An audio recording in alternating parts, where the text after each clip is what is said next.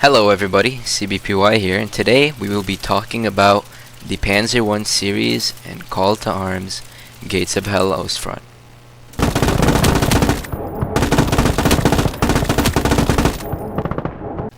So, the Panzer Kampfwagen I was not the first German tank, but was the first German tank to be fielded in a more serious combat scenario, unlike past attempts like the A7V in World War I.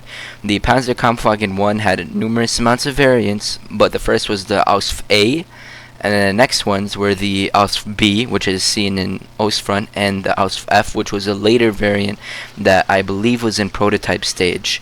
Now, of course, the Panzer I was immediately outphased because, of course, it had no cannon, but it was used in a few conflicts, such as the Spanish Civil War and the Second Sino-Japanese War between the Chinese and the Japanese in 1937.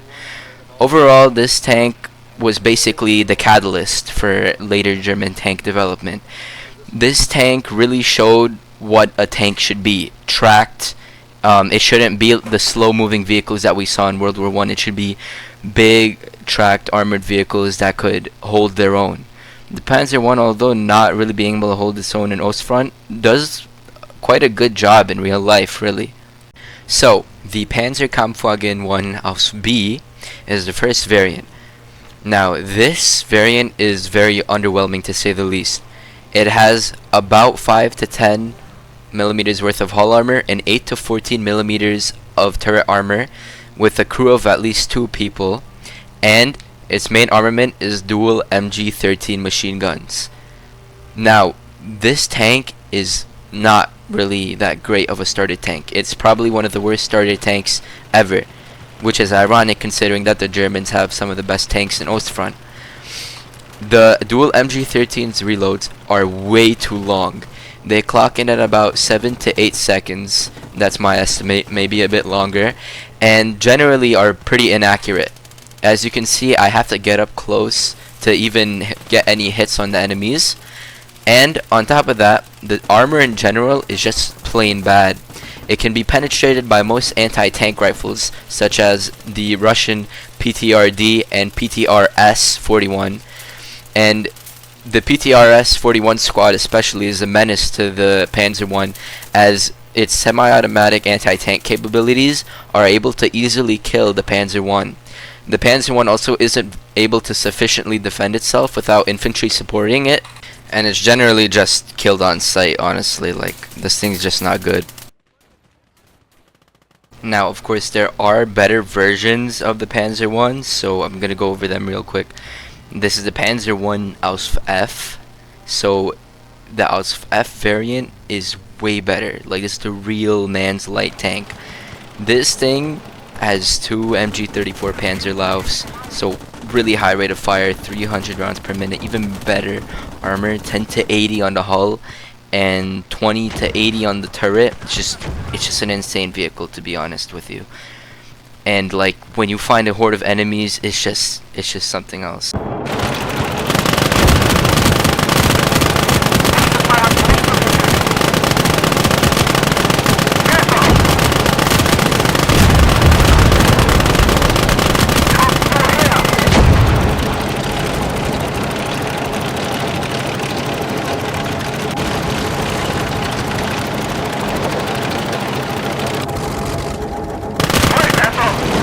So next is an old favorite of mine. This is the Panzer Jaeger 1. Now, it's an open top vehicle, so get ready to be sniped out of the seat. Has happened to me a few times, but overall, if you play it smart, you won't get hit. Also, it's pretty slow. Forgot to mention that about a Panzer 1 series, but it does have that big gun, so.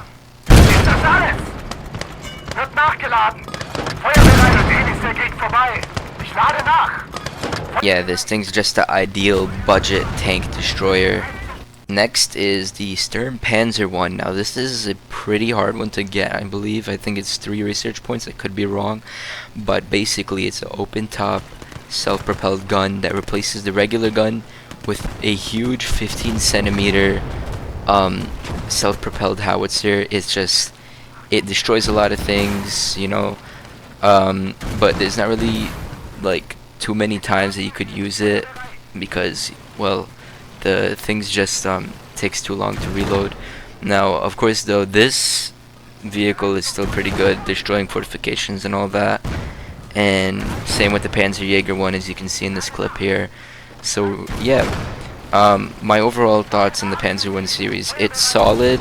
It's not as good as later brothers, like for example the Do It All we know, the Panzer 4 and the Panzer 3, or even the Panzer 2 for that matter. But overall, I mean, like it's a pretty good, like, get it over with type of tank series, and you're definitely gonna have a good amount of fun if you invest in it. For example, like my biggest example being the Panzer 1F. Like, this thing is just so good to play with early missions. Like, I just love playing with it. So overall, yeah, these tanks are pretty good.